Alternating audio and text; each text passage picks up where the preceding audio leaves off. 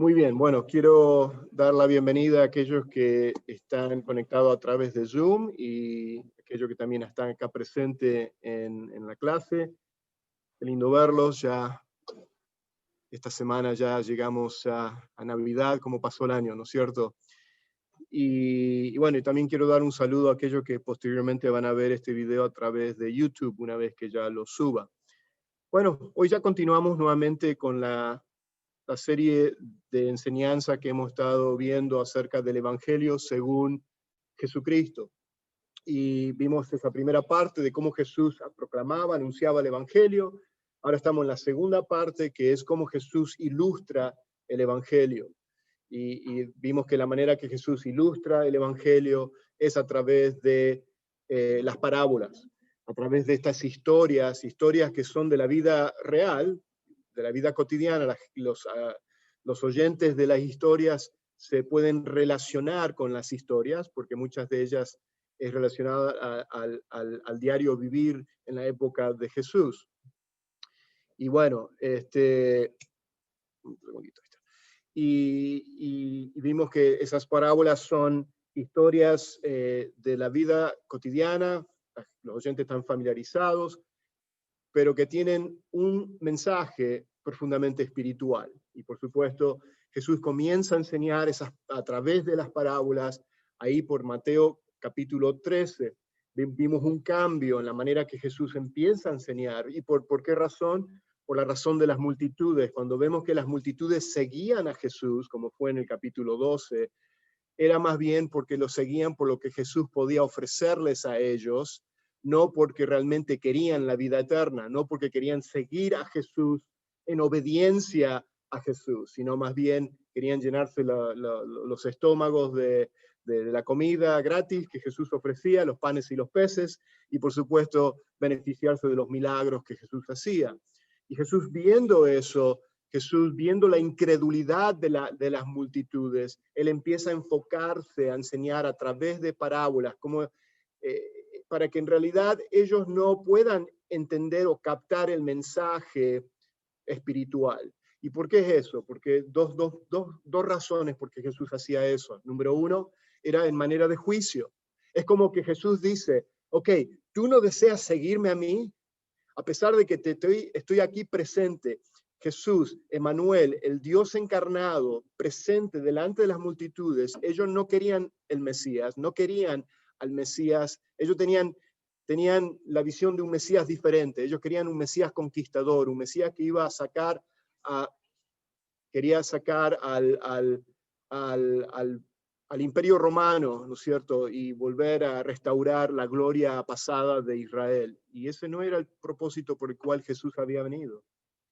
Y bueno, y la multitud decepcionadas en ese sentido empezaron ya a alejarse de Jesús. Y Jesús, viendo eso, él empieza a enseñar con las parábolas. Y dos maneras, dos razones. Una de ellas es por juicio, ¿no es cierto? Decir, ok, yo te voy a conceder lo que tú deseas. Si tú no deseas seguirme, si tú no quieres tener ninguna parte conmigo, si tú no quieres realmente tener una relación personal conmigo, entonces te voy a conceder lo que tú deseas. Entonces no te voy a enseñar claramente para que tú escuches la verdad. Y lo segundo es por misericordia. Ustedes dirán, ¿cómo puede ser misericordia? Bueno, ustedes saben que a lo que más se les da, más se les demandará. Y cuanto más una persona está más cerca, por eso dice que a los maestros, pastores, más se le va a demandar, porque siendo ellos que están enseñando la palabra de Dios, que están, diríamos, más cerca de la palabra de Dios, de escudriñar la palabra, de aprender la palabra de Dios, de enseñar la palabra de Dios, más se le va a demandar. ¿Por qué?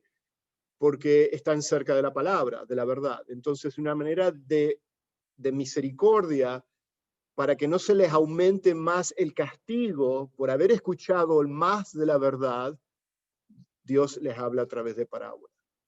Cuando hablamos de castigo, estamos hablando de aquellos que cuando escucharon, fíjense la diferencia de del castigo eterno estoy hablando. Y como yo les dije muchas veces, hay diferentes niveles de castigo que van a haber en el infierno. El castigo de un Judas es muy diferente al castigo de, por ejemplo, del joven rico, que rechazó o que no siguió a Jesús. ¿Y por qué digo eso? Es porque Judas estuvo tan cerca de Jesús, vivió con Jesús, o sea, comió con Jesús, estuvo presente en todas las enseñanzas que Jesús hizo por 3 años. Judas y el resto de los discípulos salieron a predicar el evangelio, hicieron milagros en el nombre de Jesús. Y después al final, Judas estuvo tan cerca pero tan lejos. Judas termina traicionándolo y rechazando a Jesús.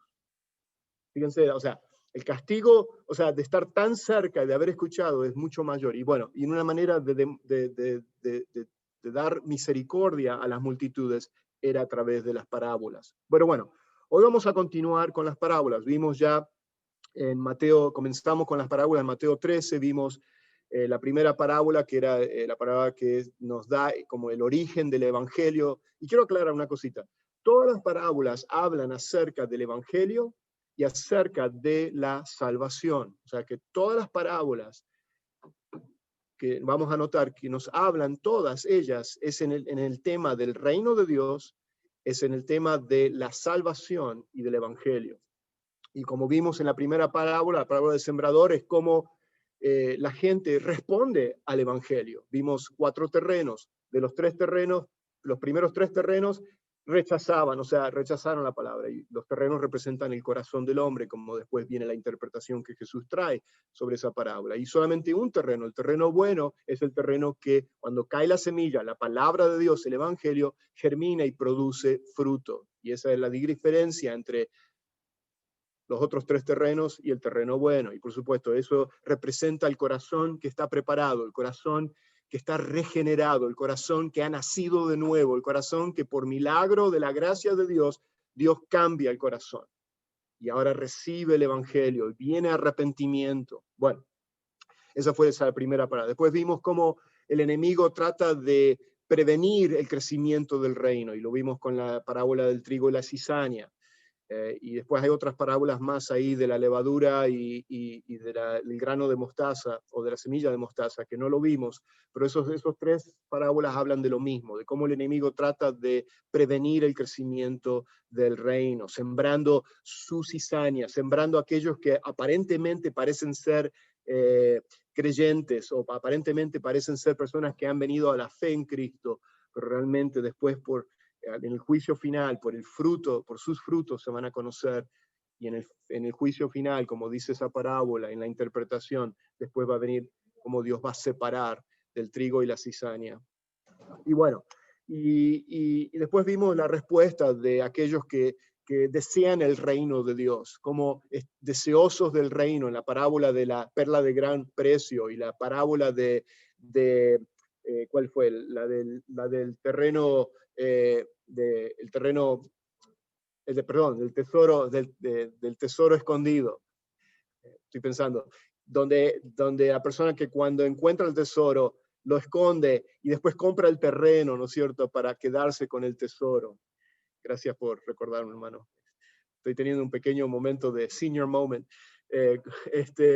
Y lo mismo hizo con el comerciante que cuando encontró esa perla de gran precio. ¿Qué hizo? Vendió todo lo que tenía, la compró, y después de eso no compró ninguna otra perla más. Eso fue, diríamos, suficiente con esa perla de gran precio. Y que el significado de eso es aquellos que desean el reino de Dios, aquellos que son salvos, están dispuestos a soltar su vida pasada, están dispuestos a, como Pablo decía, por lo que he perdido todo, ¿no es cierto? Y considero todo por basura con tal de ganar a Cristo. Y cuando decimos que he perdido todo, no hay realmente ningún sacrificio, aunque aparentemente es como un sacrificio que uno hace, pero en realidad, a comparación del valor del reino, a comparación de lo que es el valor de ganar a Cristo, o sea, de tener a Cristo, no se puede comparar con ninguna cosa material, ninguna posesión material, ninguna carrera, ningún tipo de reputación o fama que este mundo puede dar. Entonces tenemos que estar dispuestos, ¿no es cierto?, a soltarlo todo y ganarnos a Cristo, en ese sentido de amarlo a Él porque Él nos amó primero, de entregarnos y someternos a Él porque estamos dispuestos a querer caminar en obediencia como cristianos. Y esas son las características de aquellos que han experimentado realmente un nuevo nacimiento, la vida eterna. Y bueno, hoy vamos a ver una parábola más, que es la parábola de los obreros de la viña. Y acá como título puse primeros y últimos, y ahora vamos a ver un poquito acerca de qué es lo que significa eso. Porque para entender la parábola en Mateo 20, si tienen sus Biblias, vayan a Mateo capítulo 20, vamos a ver los versículos 1 al 16, lo voy a tener en la pantalla, pero también quiero que lo sigan en sus Biblias. Quiero que ustedes noten algo, porque a veces con la división que tenemos de capítulos se pierde un poco el contexto de la historia, cómo se conecta un capítulo con el otro capítulo. A veces leemos la Biblia, los capítulos, como que si el capítulo anterior no tiene nada que ver con el capítulo siguiente, ¿me entendés? Como que si comienza una nueva historia. Y a veces sí ocurre así, pero en otras ocasiones no es así, como en esta ocasión. En esta ocasión vemos que en Mateo capítulo 19, antes de entrar ahora a Mateo 20, lo que vamos a leer, para entender la parábola, para comprender el por qué Jesús trajo esta enseñanza de esta parábola de los obreros de la viña, es por la pregunta que hace Pedro en Mateo 19, 27. Si lo tienen ahí en su Biblia, pueden ir a Mateo 19, capítulo 19, versículo 27. Y Pedro hace esta pregunta después de que el joven rico, este es el capítulo de la narración del joven rico, el capítulo 19. ¿Se acuerdan cuando yo enseñé en esa clase del buscador superficial, le había puesto, que era el joven rico? El joven rico se acerca a Jesús, le dice: hey, Jesús, yo quiero tener vida eterna. ¿Qué tengo que hacer para tener vida eterna?, le dice el joven rico. Y Jesús le dice: bueno, has cumplido los mandamientos, y lo estoy parafraseando, ¿no es cierto? Y el joven rico termina diciendo: sí, yo he cumplido todos los mandamientos, desde que yo era joven. Y lo que Jesús le estaba tratando de hacer entender a este joven rico, de que nadie puede ser salvo, nadie puede heredar el reino de los cielos, nadie puede entrar al reino de Dios. Reino de los cielos, reino de Dios es sinónimo, es lo mismo. Nadie, y significa vida eterna, eso es lo que significa el reino de Dios. Estamos hablando del reino de los cielos, de entrar al reino de los cielos, está hablando de vida eterna. Y dice: nadie puede, o sea, lo que Jesús le quería decir al joven rico, le estaba diciendo al joven rico, es que nadie puede entrar por su propia cuenta, por sus propios méritos, por su autosuficiencia, por su religiosidad, o por tratar de cumplir los mandamientos. Nada de eso. Lo que el joven rico pensaba de que de alguna manera, por sus méritos, él podía ganarse algún favor con Jesús, sino que él tenía que abandonar todo y venir a arrepentimiento y reconocer que está en bancarrota espiritual, que realmente es un pecador, y que la única manera de nosotros de poder heredar la vida eterna es de venir, o sea, a un arrepentimiento de nuestros pecados y seguir a Cristo. O sea, de recibirlo por fe. Sabemos que la salvación es un regalo de Dios, es por gracia, o sea, por medio de la fe, para que nadie se gloríe, o sea, no es por obras. Eso ya lo hemos dicho muchas veces. Efesios capítulo 2, versículos 8 y 9 nos habla acerca de eso. Pero acá lo que Jesús le estaba diciendo eso al joven rico, no estaba dispuesto a abandonarlo todo, no estaba dispuesto a soltar sus riquezas, porque eso es lo que lo tenía aferrado a él.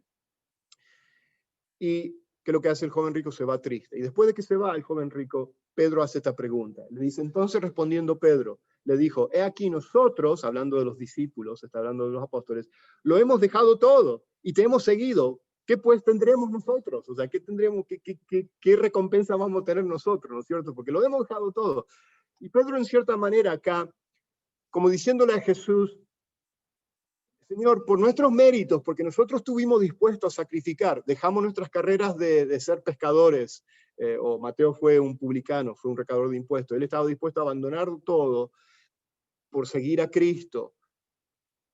Y es en respuesta a esa pregunta que Pedro hace, es que Jesús ahora le enseña esta parábola. Quiero que hagamos esa conexión, ¿ok? Que es que por eso que Jesús responde en Mateo capítulo 20, en los versículos 1 al 16, le responde a Pedro, a lo que Pedro hizo esa pregunta. Queremos que entender un poquito que Pedro pensaba, y esto al principio, los discípulos pensaban de que de alguna manera ellos podían tener una relación más cercana, o poder conseguir más méritos, ¿no es cierto?, por el hecho de que ellos habían seguido a Cristo y de que habían abandonado todo, ¿no es cierto?, por seguirlo a Él.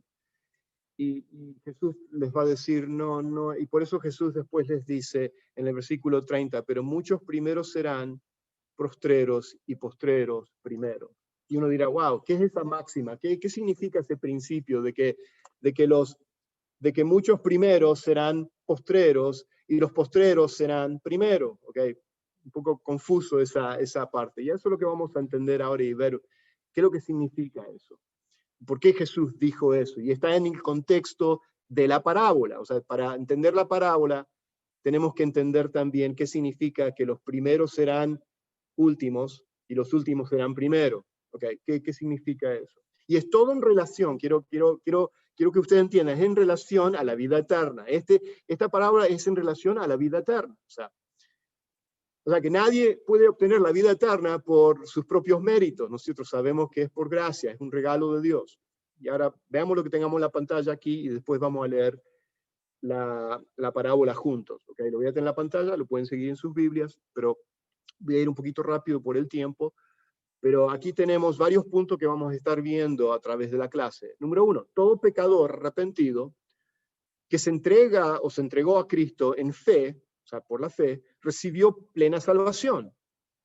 Un líder religioso judío no fue preferido a una mujer samaritana, y acá estoy hablando por ejemplo, de Nicodemo, que aparentemente en su estado exterior era un ejemplar de ciudadano, un ejemplar religioso, un ejemplar, un modelo de persona, diríamos, piadosa, pero eso no lo puso en primer lugar o en una preferencia con la mujer samaritana, por ejemplo, o con un publicano como fue Mateo, sino que todos recibieron ¿qué? La vida eterna. Por supuesto, Nicodemo no fue en el momento en Juan capítulo 3, cuando Jesús tiene en la narración, ahí no fue el momento que tal vez Nicodemo él vino a la fe en Cristo, pero sabemos que Nicodemo después vino a la fe en Cristo porque al final vemos que él fue quien fue a pedir el cuerpo de Jesús. O sea, bueno.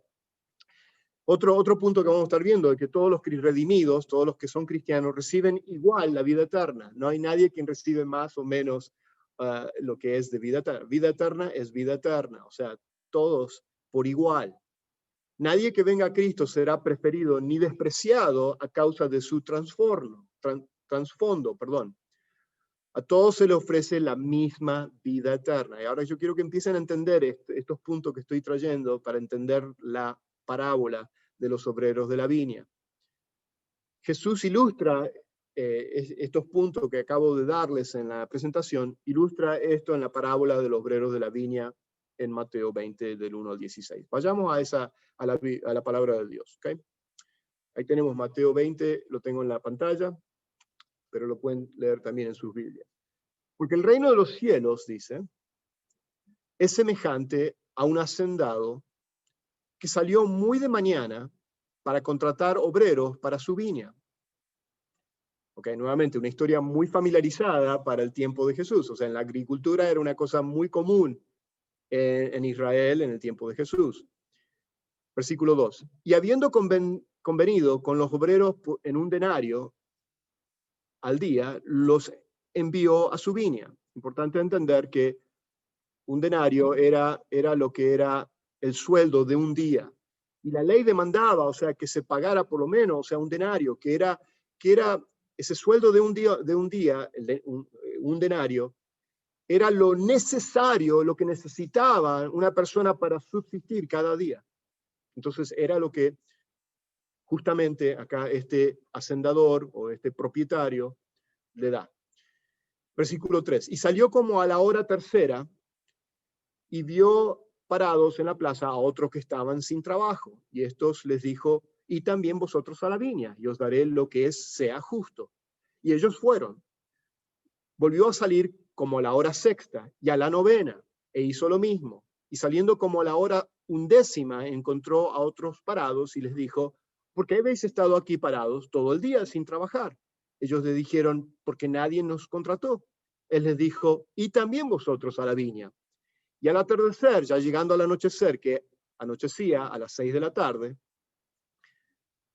un poquito de entender acá. Cuando estamos hablando la hora, la tercera hora, ¿ok? Estamos hablando las 9 de la mañana. ¿Okay? A las 6 de la mañana comenzaba el día. Tercera hora son 3 horas después del comienzo. O sea que estamos hablando a las 9 de la mañana. Cuando hablamos de la hora novena, estamos hablando, perdón, cuando habla de la hora sexta, estamos hablando entonces de las 12 del mediodía. Y cuando hablamos de la hora novena, estamos hablando de las 3 de la tarde. Y cuando hablamos de la hora undécima, 11 horas después de las 6, estamos hablando de las 5 de la tarde. O sea, quedaba solamente una hora más de luz para poder trabajar. O sea, quiero que... estoy tan emocionado que me estoy sacando los lentes.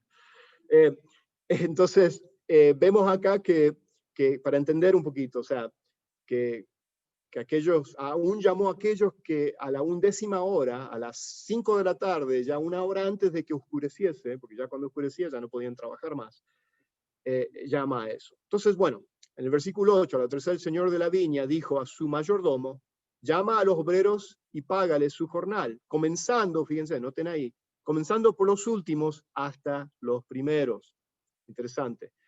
Versículo 9, y cuando llegaron los que habían sido contratados como a la hora undécima, cada uno recibió un denario, y cuando llegaron los que fueron contratados primero, pensaban que recibirían más, pero ellos también recibieron un denario, cada uno.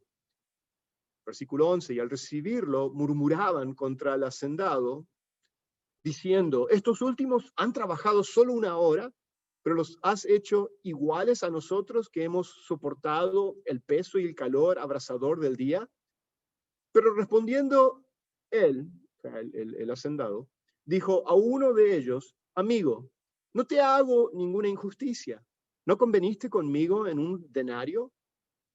Toma lo que es tuyo y vete, pero yo quiero darle a este último lo mismo que a ti. ¿No me es lícito hacer lo que quiero con lo que es mío? ¿O es tu ojo malo porque yo soy bueno? Así los últimos serán primeros y los primeros últimos. Bueno, es interesante esta historia. Como ya les di un poquito de entender el horario, cómo funcionaba ese horario de 6 de la mañana a 6 de la tarde. Eran días de 12 horas, ¿ok? Y bueno, vemos acá que normalmente es una historia que ellos están familiarizados. Tal vez no es una historia que realmente, acá la historia es para dar una interpretación, un mensaje espiritual.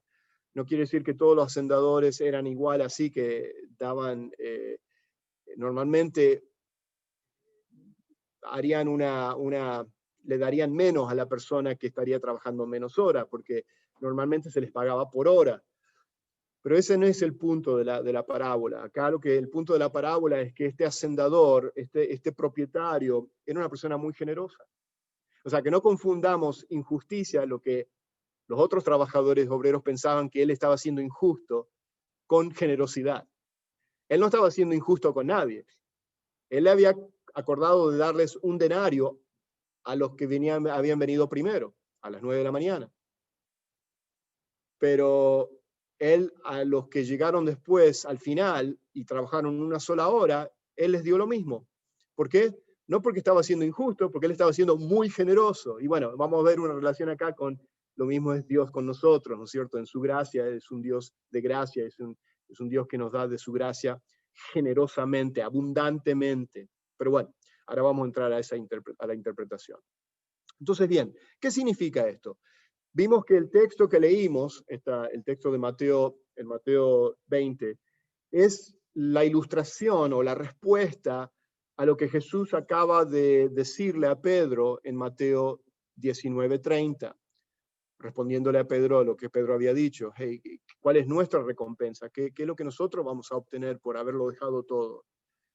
Y Jesús al final del capítulo 19 le dice, pero muchos primeros serán últimos y los últimos primeros.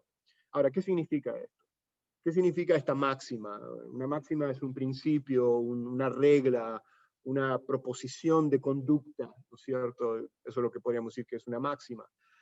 ¿Cómo puede el que termina primero ser último y el que termina último ser primero? O sea, ¿Cuál es la lógica de eso?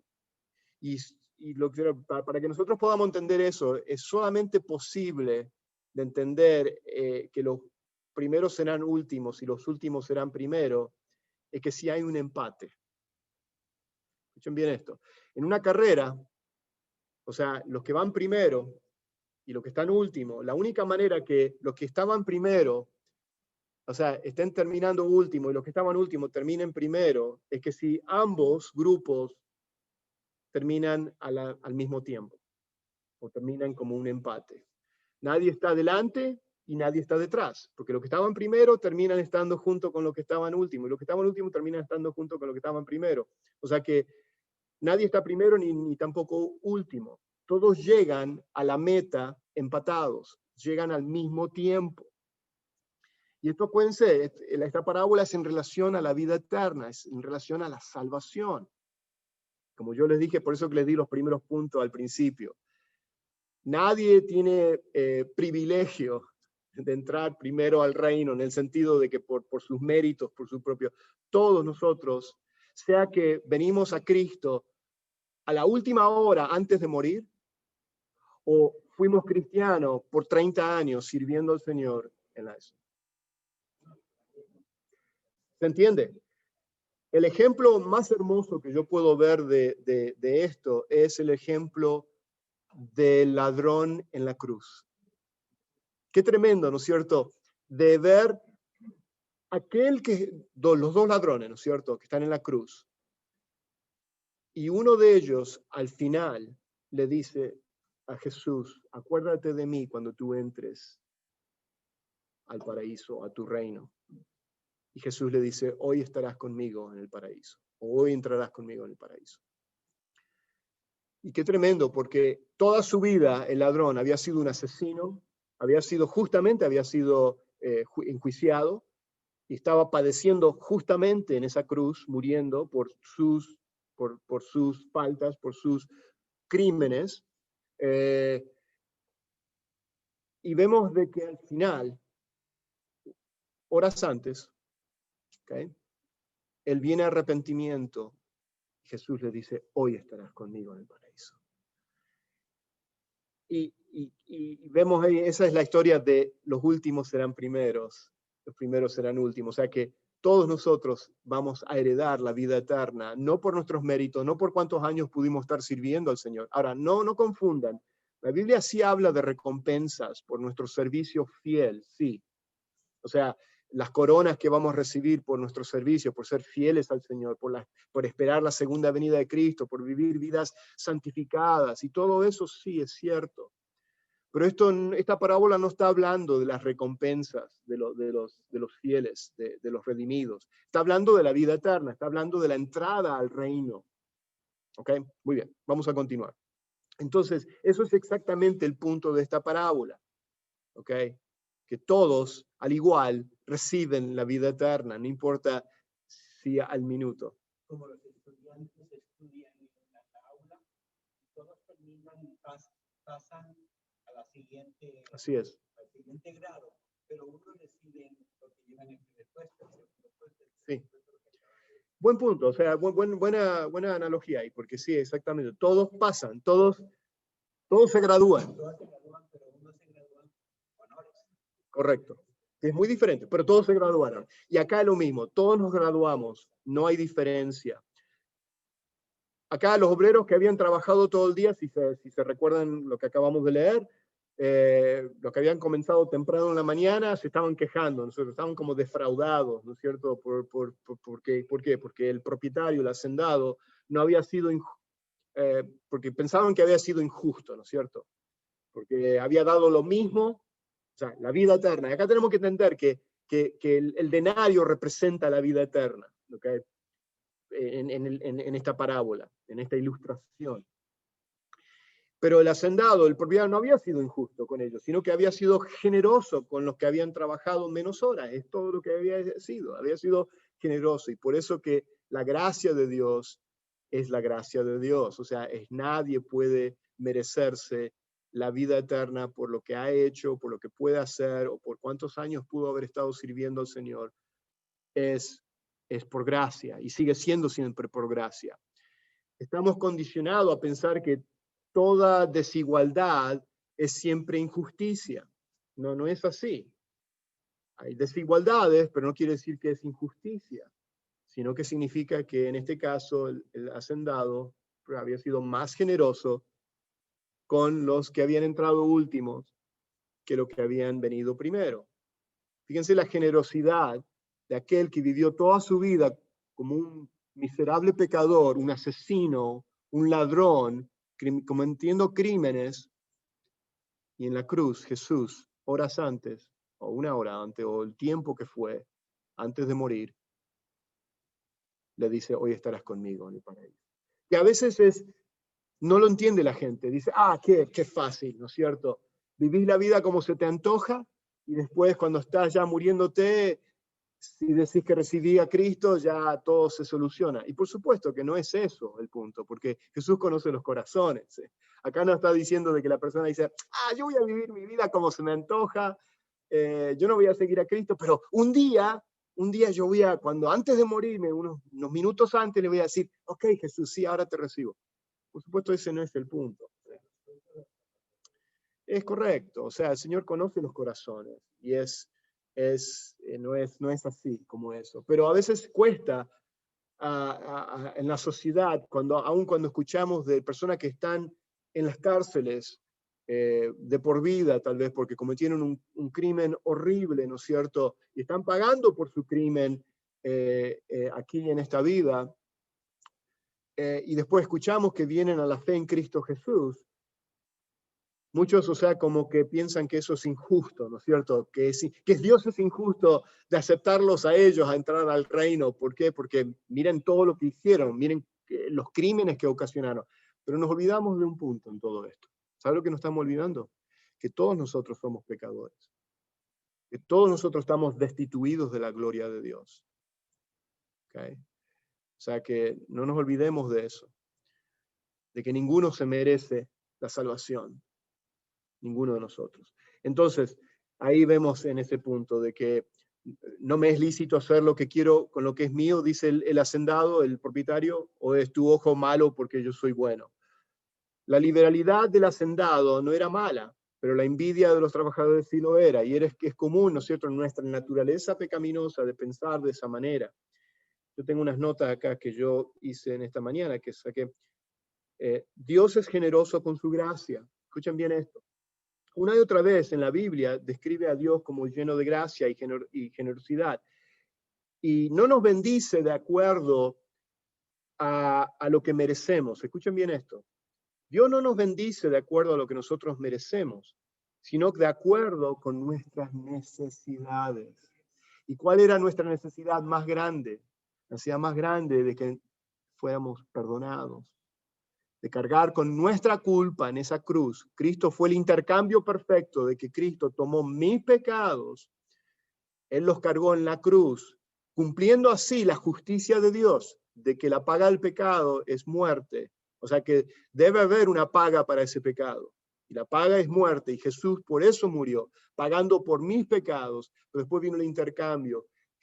Jesús me dio todo lo que es de Él, me dio su justicia, me dio su bendición a mí, pecador. Y es ahí que Dios es generoso en su gracia. Y ahí incluso Dios nos da más allá de nuestras necesidades en su generosidad. Él ya nos ha bendecido con todas las bendiciones espirituales en Cristo Jesús, de acuerdo a Efesios 1. Y promete suplir todas nuestras necesidades temporales nuevamente en Cristo Jesús, de acuerdo a Filipenses 4:19. Pero Dios, sin embargo, no solo es generoso con su gracia, pero también Él es soberano con su gracia. Él es soberano de determinar, ¿no es cierto? Y acá lo vemos que el hacendado, el propietario, Él es soberano, Él es propietario de todo.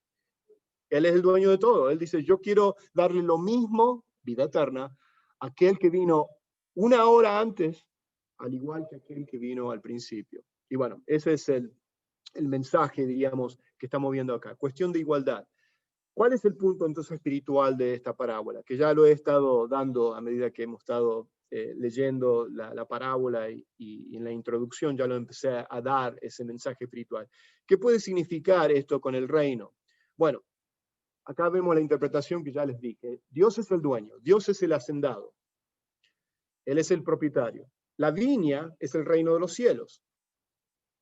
El reino de la es el reino de la salvación. Y los trabajadores, estos obreros que venían a trabajar, son aquellos que entran en el reino y al servicio del reino. O sea, que no solamente entran a la viña, pero están trabajando en la viña. Escuchen bien eso. O sea, que todos están trabajando. Algunos trabajaron mucho más tiempo y otros trabajaron mucho menos tiempo.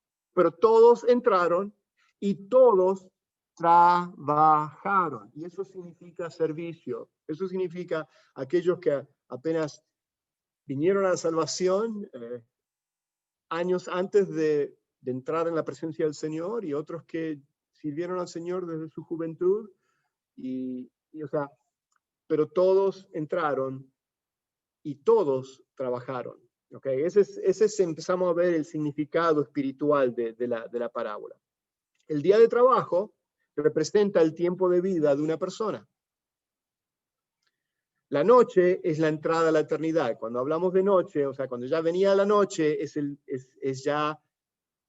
tiempo donde vamos a descansar, a entrar a la eternidad, a cruzar ese lindero, a cruzar esa puerta a la eternidad, estar en la presencia directa con Cristo. Y el denario, lo que el hacendado estaba ofreciendo como sueldo, es la vida eterna. Es la vida eterna. Y fíjense lo interesante, ¿se acuerdan que yo les dije que un denario era lo que era necesario para una persona al día para vivir? La vida eterna es lo que es necesario para que nosotros podamos, ¿no es cierto? Es lo que más necesitamos. Es nuestra necesidad más grande. Y es lo que Dios nos ha ofrecido, como el hacendado lo ofreció a los obreros. Bueno, ya estamos culminando. Pero antes de terminar, vamos a ver 6 verdades o enseñanzas que encontramos en esta parábola, que fluyen de esta parábola y que tienen que ver con nuestra salvación. ¿Okay? O sea que vamos a ver 6 verdades que tienen que ver con nuestra salvación, que salen de esta parábola que acabamos de leer. Lo primero que estamos viendo acá. Lo primero es en el versículo 1, cuando habla de que el hacendado, padre de familia, interesante que lo menciona como padre de familia, nuestro Padre Celestial, ¿no es cierto? Por la mañana fue a encontrar obreros a la viña. Interesante, que él fue quien toma la iniciativa, ¿no es cierto? Poco común, ¿no es cierto? Por eso digo que no era una historia precisamente que seguía los principios de agricultura en el tiempo de Jesús. Hay ciertas variaciones que los oyentes de la historia como que, wow, eso es un poco inusual, que el propietario salga a buscar. O sea, que empiezan a tirar como semillitas de curiosidad, ¿no es cierto?, en la historia misma. Dios es quien en su soberanía inicia la salvación. ¿Se acuerdan que esto yo lo venía enseñando ya desde el principio de esta clase que comenzamos? Él es quien viene a buscar, como nos dice en Lucas 19:10, en la narración de Zaqueo, que él dice que él vino a buscar y a salvar lo que se había perdido. ¿Quién toma la iniciativa de buscar? O sea, yo no estaba buscando a Dios, o sea, era religioso, sabía acerca de Dios, pero realmente yo no lo estaba buscando para seguirlo. Yo estaba perdido en mi vida, siendo un muchacho de 20 años de edad. ¿Quién seguir a Cristo? ¿Qué es eso? Sabía acerca de Dios, había escuchado acerca de Jesús, pero si no fuera por Él, quien vino a buscarme y vino a salvarme, quien hizo renacer mi corazón y puso un nuevo corazón dentro de mí que ahora puede reaccionar a decir, Señor, ahora te veo, me arrepiento de mis pecados y te acepto y quiero seguirte a ti. Si Él no hace eso en nuestros corazones, ninguno sería salvo. O sea, que Él toma la iniciativa. Así como el dueño del campo salió a buscar trabajadores para su vida, así es Dios quien busca y salva, y es el que lleva a los pecadores a su reino. Jesús buscó a la mujer samaritana. Jesús buscó a Mateo. ¿Se dan cuenta? Eso lo vimos. Jesús buscó a Zaqueo, aunque aparentemente parecía que Zaqueo lo estaba buscando a Jesús. Fue Jesús quien lo vio a Zaqueo y lo llama por su nombre. O sea, ¿se dan cuenta? O sea, eso es lo que venimos enseñando a través de toda esta lección del Evangelio según Jesucristo. Lo número 2, Dios establece los términos de la salvación. No es de acuerdo a mis términos, no es de acuerdo a lo que yo quiero hacer o como yo quiero servir a Cristo o como yo quiero ser cristiano. No, es de acuerdo a los términos de Él. El terrateniente, el propietario, el hacendado, dijo a quienes contrató en la mañana que les daría ¿qué? Un denario. Él determina, ok, eso, él lo determinó. Él fijó el precio. Nadie empezó a regatear, decirle, bueno, no, yo quiero 1,5 denarios. No, yo quiero 2 denarios. Que fue realmente la manera que trató el joven rico. El joven rico cuando escuchó el mensaje y le dice, te falta una sola cosa, vende todas tus posesiones, dáselo a los pobres y ven y sígueme. Y él dijo, no. Y se fue triste. Correcto, no es para tanto. Tú no vales tanto como mis riquezas y mi reputación y lo que yo he sacrificado toda mi vida, siendo joven, pero sacrificado mi vida para poder obtener todo esto. Es lo que le estaba diciendo realmente a Jesús. Tú no vales tanto. Por eso hablábamos de la perla de gran precio. Que aquellos que realmente tienen hambre y que se dan cuenta de su bancarrota espiritual, como dice la bienaventuranza en el Mateo 5, cuando dice, bienaventurados los que son pobres de espíritu, porque de ellos es el reino de los cielos. Pobre de espíritu significa eso. Yo no tengo nada que poder darle a Dios y reconozco mi pecaminosidad, reconozco que soy un pecador y estoy condenado a una vida separada de Dios por toda una eternidad. No importa cuán bueno yo me considere, no importa cuánto yo pueda decir, bueno, yo no soy tan malo como aquel o como aquello o lo que sea. No, todos somos pecadores y todos estamos condenados a la vida separada, eterna, separados de Dios, al infierno. Pero vemos que no quiso seguirlo de acuerdo a los términos de Jesús. Él quiso la vida eterna de acuerdo a su propio. ¿Cuántas personas hoy en día en las iglesias, aquellos que profesan decir cristianos, que dicen ser cristianos, ellos dicen, sí, yo soy cristiano, por no decir que son ateos, pero viven sus vidas como demonios, viven sus vidas como, como que nunca habían escuchado el evangelio, como que nunca vino un cambio de vida en ellos. Y no estoy hablando de perfección, porque todos nosotros servimos a Dios imperfectamente, como ya lo dije muchas veces, pero hay un patrón en nuestras vidas, hay un progreso, es el progreso del cristiano, es esa santificación que Dios va trabajando en nuestras vidas día a día. Bueno, seguimos. Lo tercero que vemos acá es que Dios continúa llamando a las personas a su reino. El dueño del campo volvía una y otra vez, se dan cuenta, fíjense en los versículos 4, 5, 6, cuando él sigue saliendo a la sexta hora, a la novena hora, a la 11ª hora. Él seguía saliendo y buscando a ver quién más falta que tiene que entrar. O sea, nunca es tarde. Por eso que la salvación es hoy, para aquellos que escuchan el Evangelio y que escuchan la palabra de Dios. No es tarde para que tú vengas a poner tu fe en Cristo Jesús.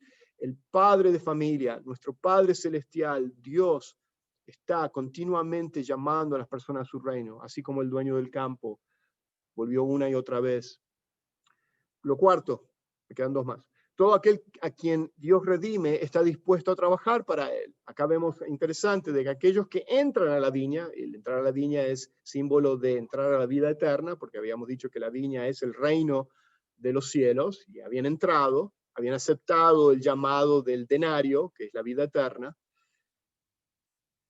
Los hombres acá en la palabra estaban buscando trabajo y vemos que ellos, la fe se muestra, ¿no es cierto?, por las obras, como lo dice Santiago. O sea, cuando hablamos de que cómo demostramos que tenemos una verdadera fe salvadora, es porque nuestra fe en Cristo, que viene primero, que transforma mi corazón y pone un nuevo corazón dentro de mí, como dice Ezequiel 36, entonces me da el deseo, hay una inclinación, hay un deseo de querer caminar en obediencia hacia Él. No porque yo voy a ganarme méritos con Dios, porque Él ya son solamente a través de los méritos de Cristo, pero es porque ahora, en respuesta al amor de Cristo hacia mí, hacia ti, respondemos en amor hacia Él, en querer caminar en obediencia. Y por supuesto, la fe se muestra por las obras de justicia. Obras de justicia significan buenas obras. Están hablando de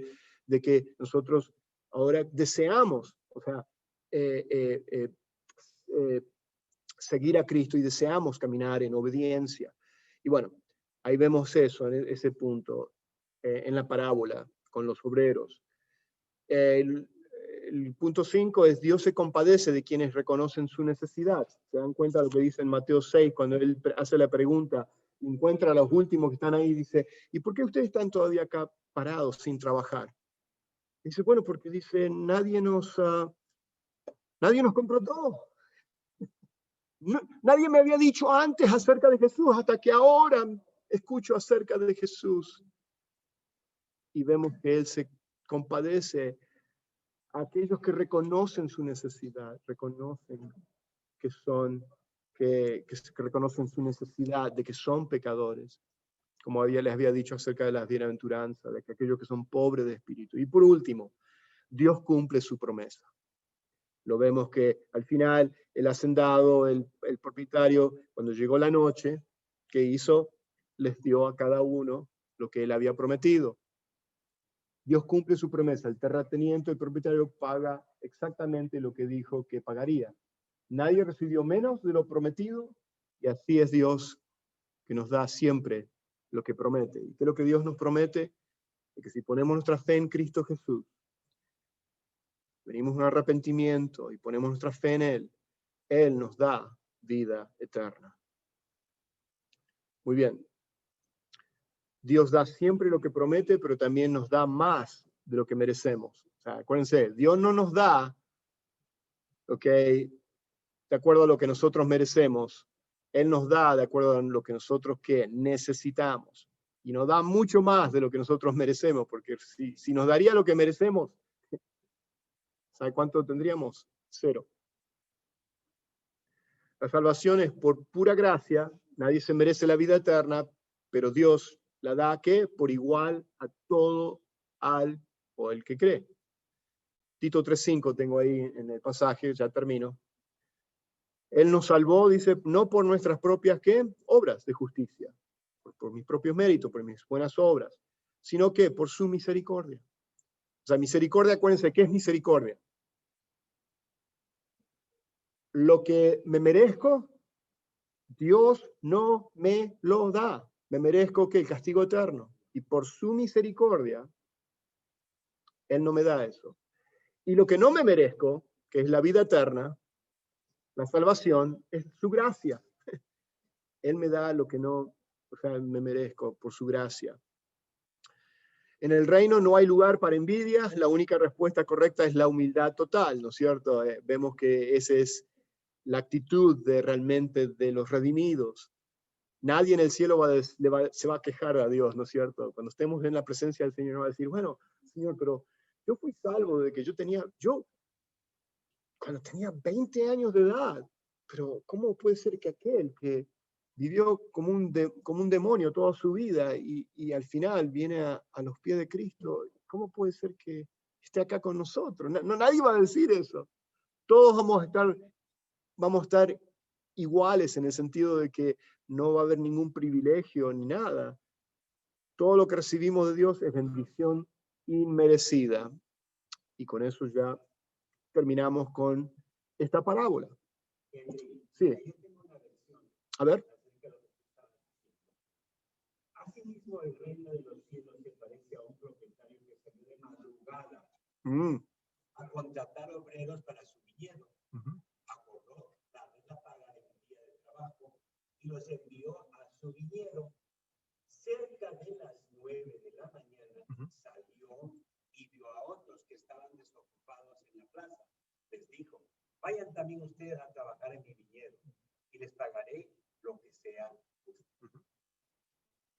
Así que fueron, salió de nuevo a eso del mediodía y a la media tarde hizo lo mismo. Mediodía. Ajá. Alrededor de las 5 de la tarde salió y encontró a otros más que estaban sin trabajo. Les preguntó, ¿por qué han estado aquí desocupados todo el día? Porque nadie los ha contratado, contestaron. Él les dijo, vayan también ustedes a trabajar en mi viñedo. Al atardecer, el dueño del viñedo le ordenó a su capataz, llama a los obreros y háganles jornal. Están todas las horas que tú estabas. Sí. En tu versión un poquito más. Sí, esa es más parafraseada. Más viejitos, que este es más para jóvenes. Muy bien, pues gracias por compartir eso. Nuevamente quiero dar gracias a aquellos que nos han estado viendo a través de Zoom y también a aquellos que posteriormente van a ver esto a través de YouTube. Dios les bendiga. Si me permiten, voy a ya terminar con una oración. Padre, te damos gracias por tu palabra. Gracias por mostrarnos, Señor, de que tú eres un Dios eternamente generoso, grandemente generoso, Señor, en darnos de tu gracia inmerecida, Señor, sabiendo cuál era nuestra necesidad más grande, Señor, que la necesidad de ser perdonados, de recibir la vida eterna. Tú, Señor, nos los diste abundantemente, no porque nos los merecíamos, sino porque era nuestra mayor necesidad. Gracias, Señor, por podernos identificar con los obreros del viñedo, Señor, de la viña. Gracias, Señor, por mostrarnos a Dios el Padre a través de este propietario, de este dueño, que estaba dispuesto a buscar, ahí de madrugada, de temprano, a estos obreros. Así tal cual lo hiciste con cada uno de nosotros que hemos puesto nuestra fe en Cristo Jesús y hemos venido a nacer de nuevo y ser salvos, de que, Señor, fuiste tú quien nos buscaste a nosotros porque nosotros estábamos perdidos. Y cuando nos encontraste, nos salvaste. Gracias, Señor, por ese regalo eterno. Te alabamos y te exaltamos y te damos gracias por este tiempo juntos en el nombre de Jesús. Amén.